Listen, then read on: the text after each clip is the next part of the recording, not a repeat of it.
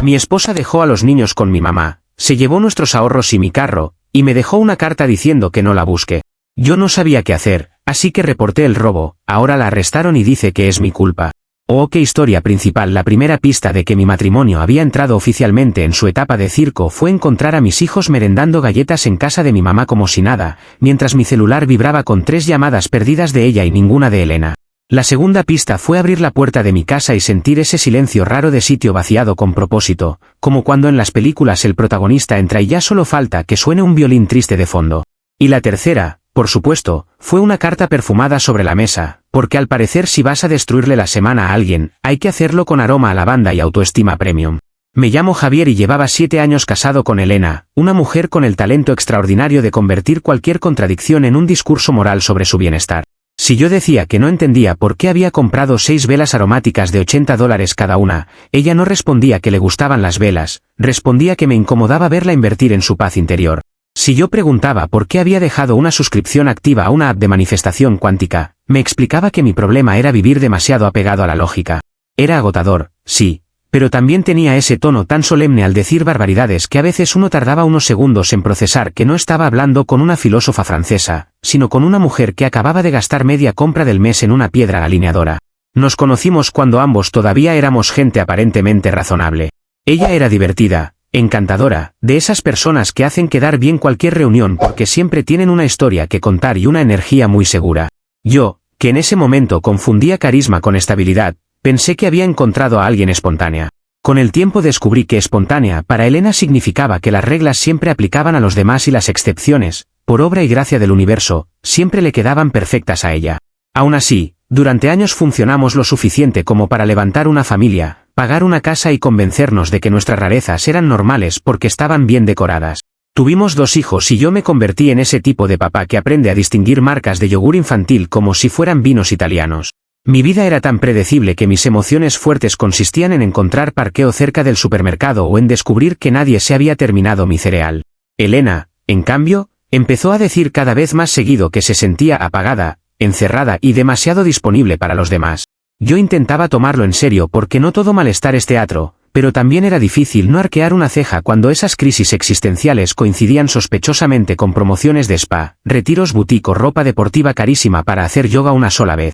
Ella no pedía soluciones concretas, pedía que el mundo validara cualquier impulso suyo como si fuera una misión sagrada. Las primeras señales de incoherencia fuerte no fueron grandes tragedias, sino cosas pequeñas que empezaban a dejarme con una sensación rara. Un día decía que quería vivir con menos cosas y al día siguiente llegaban 4 cajas de decoración minimalista por mensajería. Me acusaba de ser frío porque preguntaba por gastos, pero luego me hablaba media hora de la importancia de construir un hogar consciente, curiosamente con mi tarjeta mucho más consciente que yo. Si yo me molestaba, ella no discutía el hecho específico, elevaba el tema a una categoría moral donde yo pasaba a ser un hombre controlador incapaz de entender a una mujer compleja. Así fue como muchas veces acabé pidiendo perdón por haber notado cosas que, en retrospectiva, merecían una calculadora y no una disculpa. Yo toleraba mucho más de lo debido por varias razones, y ninguna me deja particularmente orgulloso. Primero, porque había niños en medio y yo crecí viendo matrimonios donde el deporte nacional era aguantar por el bien de la familia. Segundo, porque Elena tenía una habilidad olímpica para hacerme sentir que reaccionar a sus excesos era una prueba de mezquindad emocional. Y tercero, porque en la rutina diaria uno va posponiendo el conflicto serio como quien va guardando cables en un cajón, sabe que eso está mal, pero mientras la casa no se incendie, uno sigue caminando. Me daba vergüenza admitir que muchas veces yo no estaba resolviendo nada, estaba administrando el caos con cara de adulto funcional. La semana en que todo reventó, Elena andaba especialmente teatral. Hablaba de sentirse sofocada por la rutina, de necesitar reconectar consigo misma, de que su esencia se le estaba quedando atrapada entre loncheras, pagos automáticos y reuniones escolares. Todo eso podría haber sonado incluso triste si no viniera acompañado de una obsesión repentina con contenido de redes sobre mujeres que eligen por fin ponerse primero en hoteles carísimos con bata blanca y desayuno flotante. Yo pensé que estábamos ante otra de sus temporadas de reinvención, esas que duran lo mismo que el entusiasmo por una licuadora nueva. Lo que no sabía era que, mientras yo la escuchaba hablar de libertad, ella ya estaba organizando una salida digna de una heredera fugitiva con presupuesto ajeno. Ese día salí del trabajo más cansado de lo normal y me extrañó no tener ningún mensaje suyo pidiéndome que trajera algo de camino. Luego vi las llamadas de mi mamá y sentí esa punzada instantánea que solo los padres entienden, esa mezcla entre susto y rabia preventiva. Fui directo a su casa y encontré a mis hijos sentados en la cocina, felices, comiendo pan con mermelada como si estar depositados sin previo aviso en casa de la abuela fuera parte del itinerario oficial. Mi mamá me dijo que Elena había llegado con una sonrisa extrañamente tranquila, dejó a los niños diciendo que tenía unas diligencias espirituales y se fue antes de que pudiera preguntarle demasiado. Esa frase, diligencias espirituales, ya merecía intervención estatal, pero en ese momento yo todavía no sabía hasta qué punto. Cuando entré a mi casa entendí que las diligencias espirituales aparentemente requerían portaequipaje, efectivo y cero vergüenza. La cochera estaba vacía. La sala tenía ese aire sospechosamente limpio de cuando faltan cosas importantes. Abrí la aplicación del banco y vi la cuenta de ahorros compartida convertida en un desierto financiero. Y en la mesa del comedor, muy digna ella, estaba la carta perfumada doblada con una delicadeza que me pareció casi ofensiva. Ni siquiera fue el robo lo que más me irritó al principio, sino la estética del robo. Que te vacíen la cuenta ya duele, que además te lo presenten como un manifiesto de liberación femenina con fragancia floral es un insulto con acabado premium. La carta decía que necesitaban respirar aire de libertad, que yo no debía buscarla y que mi energía posesiva arruinaría su proceso. Leí eso 2 veces por si en la segunda aparecía una explicación sensata, un golpe en la cabeza o al menos la ubicación de mis ahorros, pero no. Era un texto escrito como si ella estuviera protagonizando una fuga romántica hacia Europa, cuando en la vida real me había dejado a los niños con mi mamá, se había llevado mi SV y había vaciado una cuenta que también contenía el dinero del colegio, gastos de la casa, y detalle menor, mi paciencia. Me dio la impresión clarísima de que Elena se veía a sí misma como una heroína incomprendida huyendo de una jaula emocional. Yo, en cambio, veía un posible delito redactado con perfume. Ahí fue donde se me apagó la poca poesía que me quedaba. No me senté a llorar, no llamé a un amigo a filosofar y no me puse a pensar si reportarla sería poco romántico. Llamé a la policía. Expliqué que mi vehículo no estaba, que había un retiro no autorizado de fondos y que la persona que se había llevado ambas cosas había tenido la brillante idea de olvidarse de desactivar el GPS del carro. Mientras daba los datos sentí una calma rarísima, como esa claridad que llega cuando una situación supera tanto el absurdo que ya no hay espacio para dudar. Si ella me había pedido que no la buscara, técnicamente yo no la estaba buscando, estaba reportando que alguien había confundido la libertad con saquear una cuenta conjunta. La ubicación del GPS fue el remate cómico que me regaló el universo con una sonrisa torcida. Resultó que mi gran fugitiva del alma estaba en un hotel de lujo a 3 horas de aquí. No en una cabaña humilde para reencontrarse consigo misma, no en un retiro silencioso, no en una playa secreta viendo el amanecer, sino en un hotel de esos donde hasta el jabón tiene más autoestima que uno. La detuvieron ahí mismo y unas horas después recibí su llamada desde la comisaría. Elena no llamó arrepentida, ni preocupada por los niños, ni avergonzada por haberse llevado media vida en el baúl de mi carro. Llamó gritando que yo era un monstruo sin sentimientos por arruinarle su primer día de libertad con un arresto. Y en ese preciso momento entendí que mi matrimonio no había terminado con una traición, había terminado con una mujer ofendidísima porque las leyes no quisieron respetarle la estética de su escapada. Después de colgar, miré la nota otra vez y hasta me reí solo, de puro cansancio. No una risa feliz, claro, sino esa risa seca del hombre que descubre que su vida se convirtió en un sketch escrito por alguien con rencor. Fui a recoger a mis hijos, le expliqué a mi mamá lo justo y necesario, y me prometí algo muy simple, no iba a dejar que me confundieran el delito con una aventura personal ni el chantaje moral con amor herido. Mi límite, por fin, no iba a depender de cuánto se ofendiera Elena por las consecuencias de lo que ella misma hizo. Si ella quería vender la historia de que la asfixié, perfecto, yo ya tenía una carta firmada, una cuenta vacía y un GPS que contaba una versión bastante menos poética. Comentarios de la historia principal. Usuario anónimo 1 dice, la parte de la nota perfumada me destruyó. La libertad olía a lavanda, sí, pero curiosamente viajaba en tu carro y se financiaba con tus ahorros, qué milagro tan específico. Hay gente que no roba, se emancipa con presupuesto ajeno y papel bonito. Respuesta de la OP, te juro que lo más ofensivo fue la producción del abandono. No solo me dejó sin carro y sin plata, sino que además quiso darle dirección artística al atraco. Guardé la nota como prueba porque, si algún día alguien duda, ahí está su puño y letra pidiéndome que no la buscara con perfume incluido. Usuario anónimo 2 dice, no retires la denuncia por absolutamente nada. Si la perdonas ahora, la próxima etapa de su autodescubrimiento va a incluir el resto de tus bienes y una charla sobre cómo tú deberías apoyarla. Una cosa es una crisis personal y otra vaciar cuentas y salir huyendo con el vehículo. Respuesta de la OP, ese comentario me cayó como baldazo de agua fría, pero de la útil. Ya bastante me vendieron durante años la idea de que poner límites era crueldad, así que esta vez no voy a mezclar compasión con estupidez legal.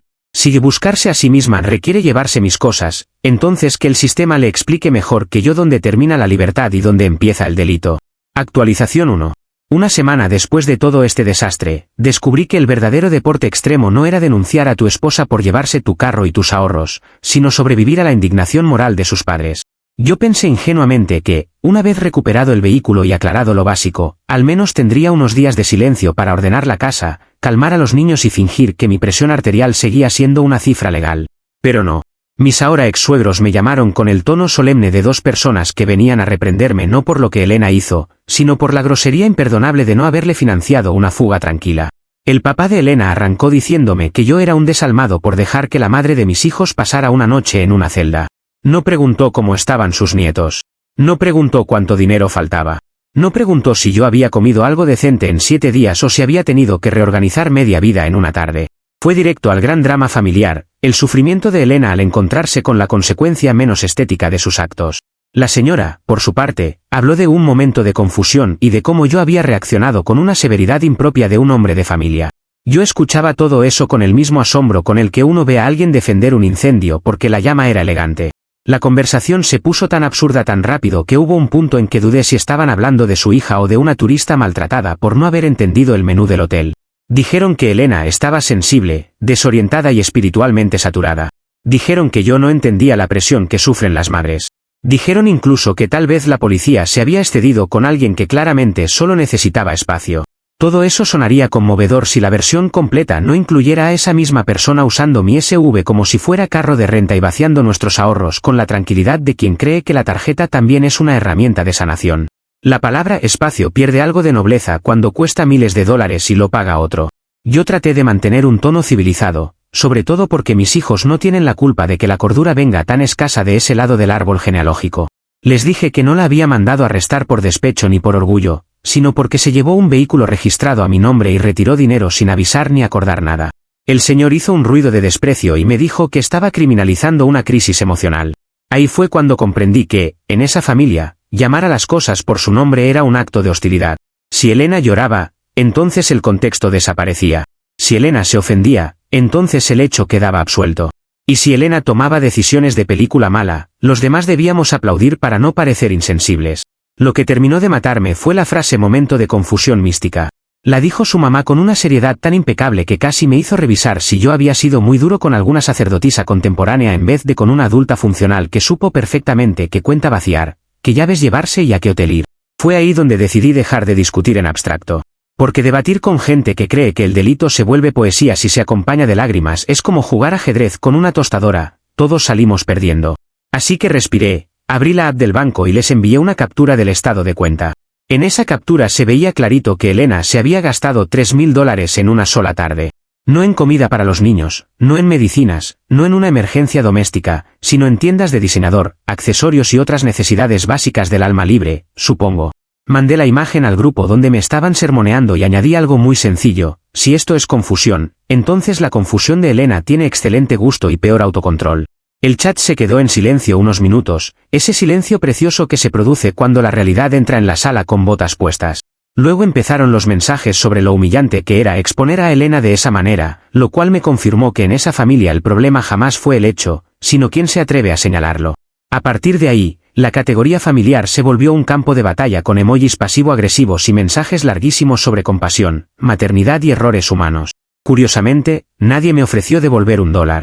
Nadie dijo que Elena debía hacerse cargo del susto que les dio a los niños ni de la carga que me dejó encima. Todo era una campaña para que yo quitara la denuncia y ayudara a la pobrecita mujer a reconstruir su paz. Y ahí me acordé de algo que me habían dicho en los comentarios: si yo cedía ahora, esto no cerraba nada, apenas inauguraba la próxima temporada del desastre. Así que por primera vez en mucho tiempo decidí no actuar como mediador, colchón emocional y cajero automático al mismo tiempo. Les dije con toda la calma que pude reunir que no iba a retirar la denuncia del carro. No levanté la voz, no hice teatro, no amenacé con nada. Solo dije que no. Que una persona adulta no puede irse con bienes ajenos, usar dinero compartido como botín de liberación y luego escudarse en una supuesta fragilidad emocional cuando aparece la factura legal. Mi ex suegro me llamó vengativo. Mi ex suegra dijo que los hombres como yo disfrutan castigar a las mujeres independientes. Yo pensé responderles muchas cosas, pero al final me limité a recordarles que la única persona que convirtió esta situación en un expediente fue la misma Elena, con su gran plan de libertad en SV. La consecuencia inmediata fue casi cómica de lo ordenada que resultó. Me sacaron del grupo familiar de WhatsApp. Sin ceremonia, sin mensaje final, sin siquiera un sticker de despedida. Un segundo estaba ahí viendo una catarata de reflexiones sobre el perdón, y al siguiente desaparecí como si me hubieran exiliado de una república donde la ley principal es proteger los sentimientos de Elena del contacto con la realidad. Lo digo de verdad, sentí paz. Una paz inmensa. No tener que leer más indirectas, cadenas de piolines heroicos y frases de superación pegadas sobre atardeceres me pareció, honestamente, una indemnización emocional bastante digna. Esa misma noche salí a la cochera y vi mi SV ya de vuelta en su sitio. Nunca un pedazo de metal me había dado tanta ternura. Dormí como un bebé, pero un bebé con expediente legal en curso y el banco en marcación rápida. Sin embargo, la tranquilidad me duró lo justo, porque al día siguiente llegó la nueva amenaza disfrazada de discurso maternal. Elena, a través de su abogado, dejó caer que pensaba usar mi falta de compasión como argumento para pelear la custodia total. Según su nueva versión, yo no era el hombre al que habían saqueado, sino un esposo resentido que quería castigarla y apartarla de los niños. Y así fue como entendí que para ella el problema jamás había sido hacer algo grave, el verdadero agravio, en su cabeza, siempre iba a ser que yo no lo decorara como acto de amor. Comentarios de la actualización 1. Usuario anónimo 1 dice, necesito saber dónde se firma para conseguir una de esas confusiones místicas que te llevan directo a gastar $3.000 en diseñador. La mía solo me hace meterme a la cocina a las 2 de la mañana, no a boutiques premium. Qué conveniente que su crisis espiritual siempre supiera exactamente dónde estaba la plata. Respuesta de la OP, eso mismo pensé yo, curiosamente su iluminación nunca se perdió camino a las tiendas caras. Su confusión podrá ser mística, pero tenía una puntería financiera espectacular. Debe ser el único trance espiritual que distingue entre una cartera común y una con logo. Usuario anónimo 2 dice, que te hayan sacado del grupo familiar de WhatsApp no es castigo, es ascenso. Te ahorraste memes de piolín, indirectas con versículos y la tía compartiendo fake news a las 6 de la mañana. Hay silencios que valen más que una reconciliación falsa. Respuesta de la OP, no exagero si te digo que fue uno de los momentos más pacíficos de toda esta historia. Dormir sin ver notificaciones de esa gente fue casi terapéutico, y encima, gratis. A veces el mejor acompañante del éxito legal es que te dejen en paz con su circo digital. Actualización 2. Un mes después de que me expulsaran del grupo familiar como si yo fuera el villano de una novela de sobremesa, Elena decidió que la siguiente frontera de su libertad espiritual era Facebook. Yo ya había recuperado cierta rutina, llevar a los niños al colegio, trabajar, revisar correos, fingir que no me daban microespasmos cada vez que sonaba una notificación del banco. La paz era frágil, pero existía. Entonces una amiga del trabajo me mandó una captura de pantalla con el texto, creo que tu esposa está haciendo un performance. Y no estaba exagerando. Elena había publicado una foto llorando con un filtro tan agresivo que parecía que hasta el sufrimiento le venía con retoque de piel. En el texto decía que yo la había denunciado porque no soportaba verla brillar por sí misma, que había usado a la policía como herramienta de control y que llevaba años intentando apagar su luz. Lo contaba como si ella hubiera escapado de un régimen autoritario y no de una casa con 2 niños, una cuenta compartida y una SV que no era suya. Ni una sola línea mencionaba el detalle irrelevante de que se llevó mis ahorros. Ni una palabra sobre el carro. Ni una sombra de autocrítica, pero eso sí, mucha puntuación dramática y una foto donde hasta la lágrima parecía tener patrocinio. Lo más fascinante de Elena siempre ha sido su convicción absoluta de que, si narra algo con suficiente emoción, la realidad se arrodilla. Así que al principio intenté ignorarlo. Pensé que responder sería rebajarme, entrar en su circo, darle exactamente el escenario que quería. Pero entonces empezaron a etiquetarme personas que no veía desde la universidad, primas lejanas, un ex compañero de oficina y hasta una señora que vende postres por encargo y que, por alguna razón, sintió que debía poner un emoji triste. Ahí entendí que el silencio no se iba a leer como elegancia, sino como admisión. Y si hay algo que no estaba dispuesto a regalarle a Elena, era la versión premium de mi culpa en bandeja de plata.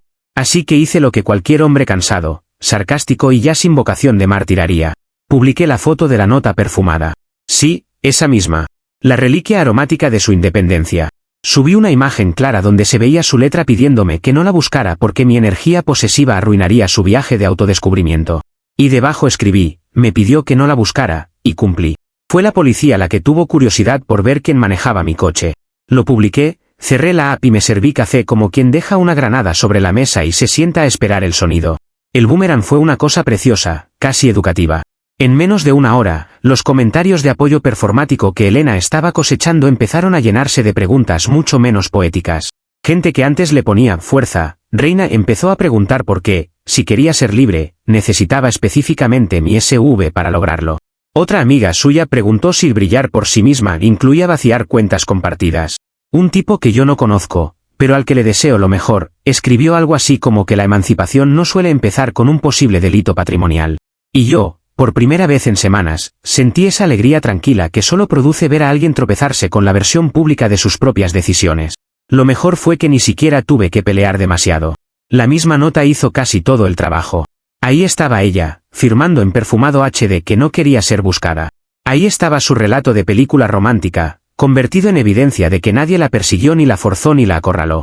Ella sola se presentó ante Internet como una víctima luminosa, pero dejó el libreto entero sobre mi mesa antes de irse. Varios de sus propios amigos empezaron a burlarse con una crueldad muy merecida del contraste entre su discurso y la logística del escape. Alguien comentó que la libertad espiritual suele viajar ligera, no con maletas, ahorros ajenos y GPS activado. Nunca le vi el rostro a esa persona, pero en mi corazón ya ocupa una silla. Obviamente Elena no tomó bien que su gran campaña de imagen terminara pareciendo una auditoría. Me escribió una catarata de mensajes donde me acusaba de humillarla, manipular la opinión pública y burlarme de su vulnerabilidad. Me dijo que yo no entendía lo difícil que había sido para ella salir de una relación que la asfixiaba. Lo curioso es que, si tan asfixiada estaba, jamás rechazó el aire acondicionado de mi carro, ni el dinero de la cuenta, ni las comodidades pagadas con el esfuerzo conjunto. Le respondí una sola vez, con una calma que me sorprendió hasta a mí, para decirle que la humillación no vino de mi publicación, sino de haber creído que Internet jamás preguntaría de quién eran las llaves. Pensé que ahí moriría el asunto, pero Elena tiene ese don para ver una pared y decidir correr de frente contra ella con más convicción. Una semana después de su fracaso en Facebook, decidió aparecerse en mi trabajo. No para hablar civilizadamente, no para preguntar por los niños, no para proponer una salida decente. No. Llegó con la energía de una actriz secundaria intentando ganarse una nominación con una escena de perdón. Entró llorando al lobby, diciendo que quería hablar conmigo, que había cometido errores, que yo debía ayudarla a pagar sus deudas legales porque al final seguíamos siendo familia. En otras palabras, quería que además de financiar su fuga, ahora patrocinara también el costo de haber sido pésima fugitiva. Lo que Elena no calculó fue que, después del reporte inicial y de varios mensajes insistentes, yo ya había advertido a recepción y seguridad que no quería escenas ni visitas no autorizadas. Tenían su foto. Tenían su nombre. Tenían instrucciones claras de no dejarla subir. Así que su gran entrada dramática se estrelló contra un guardia de seguridad de bigote serio que la trató con más eficiencia que emoción. Ella intentó ponerse más sentimental, diciendo que yo la estaba deshumanizando, que solo quería cerrar ciclos, que cómo era posible que un padre de familia negara un gesto de reconciliación. El guardia, que claramente no cobra lo suficiente para soportar chacras litigantes, solo repitió que no podía ingresar. Un compañero que estaba saliendo a almorzar alcanzó a ver parte del espectáculo y luego me lo narró con la alegría de quien recibe contenido gratis en horario laboral. Me dijo que Elena pasó del llanto a la indignación en menos de 2 minutos. Primero rogó, luego acusó, luego quiso hacer una llamada en altavoz diciendo que yo la estaba destruyendo, y finalmente amenazó con gritar hasta que alguien le hiciera caso. Pero nadie le abrió. Nadie me llamó para exigir mi presencia. Y lo más importante, nadie asumió automáticamente que la mujer llorando en la recepción era la víctima oficial de nada. Al final se fue furiosa, con el maquillaje vencido, sin público cautivo y sin el cheque que había ido a buscar. La consecuencia inmediata fue que tuve que reforzar todavía más los límites. Avisé otra vez a mi oficina, hablé con mi abogado y guardé capturas de todo. No porque me asustara su drama, sino porque Elena ya había demostrado que cada humillación pública la empujaba a inventarse una escena nueva. Y ahí quedó el nuevo problema, una mujer que ya no conseguía apoyo limpio ni en su familia extendida, ni en redes, ni en la puerta de mi trabajo, estaba cada vez más desesperada por convertir su ruina en culpa ajena. Cuando una persona así se queda sin público que la aplauda, empieza a buscar jueces que la escuchen. Y yo ya olía que la siguiente temporada del desastre venía con abogado, demanda y alguna teoría creativa sobre por qué denunciar un robo era una forma de opresión emocional. Comentarios de la actualización 2. Usuario Anónimo 1 dice, la foto llorando con filtro es una obra maestra de la hipocresía digital. Incluso para victimizarse necesita que la piel se le vea perfecta y el dolor entre bien en cámara. Brillar por sí misma claramente incluye iluminador pagado con tus ahorros. Respuesta de la OP, eso fue exactamente lo que más me hizo reír. Su tragedia venía editada, suavizada y con mejor luz que muchas campañas publicitarias. Al parecer su independencia también necesitaba corrector, filtro y el presupuesto que se llevó de la cuenta. Usuario Anónimo 2 dice, tengo una duda venenosa, pero sincera, ¿esa escena de perdón en tu trabajo, era perdón de verdad o quería reactivar beneficios como Netflix, carro, abogado y patrocinio emocional? Porque suena menos a reconciliación y más a suscripción premium intentando renovarse sola. Respuesta de la OP, yo también lo vi como un mal guión de telenovela con cobro integrado.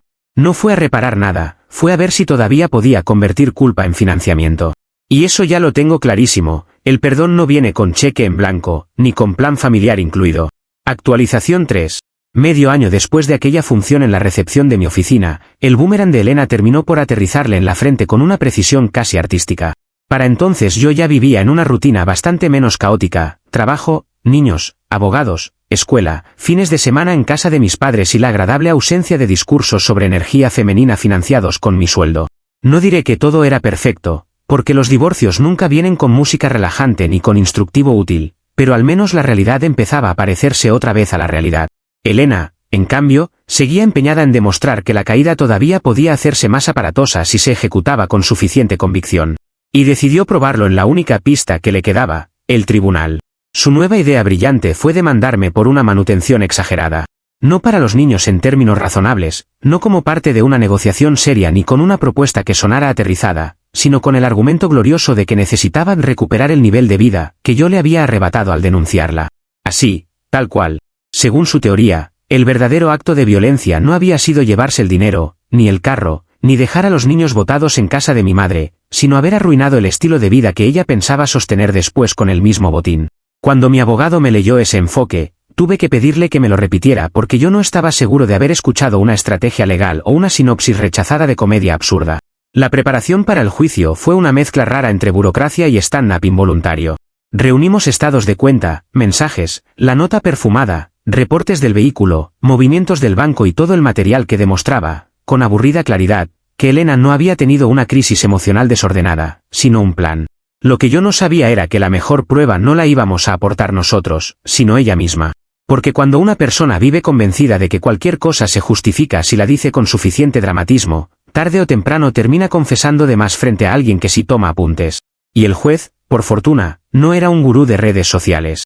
Ahí fue cuando apareció en escena el gran arquitecto invisible de su fuga de libertad, un supuesto gurú espiritual con el que Elena, al parecer, llevaba meses hablando. Yo solo había oído referencias vagas antes, frases como hay gente que sí entiende el flujo, hay maestros que ven más allá del dinero y otros disparates que yo filtraba para no discutir todos los días por tonterías imposibles.